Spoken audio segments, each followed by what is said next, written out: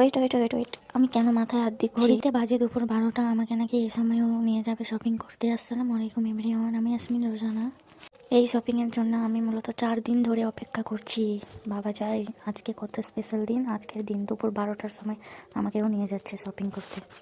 কেনাকাটার কথা হলে আসমিন ইজ ফার্স্ট।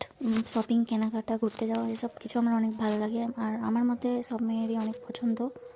আর মাথায় হাত দেওয়ার কারণ হচ্ছে আজকে স্পেশাল দিন বলতে আজকে আমাদের মেলা। আজকের দিনে টাইম হয়েছে আমাকে নিয়ে যাওয়ার। তারপরে প্রথমে চলে গেলাম আমরা মলে অনেক খোঁজাখুঁজি করার পর মনের মতো একটাও জিনিস পেলাম না।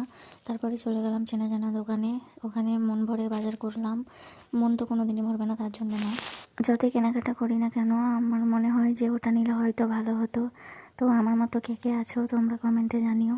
আর আমি কসমেটিক্সের দোকান থেকে নিয়ে নিলাম মেহেন্দি তো নিয়েছি, কিন্তু মেহেন্দি দিতেই ভুলে গেছি। আর ওর জন্য স্লেদার্স গেছিলাম জুতো কিনতে, তারপরে ও একটা শু নিয়ে নিল পছন্দ করে।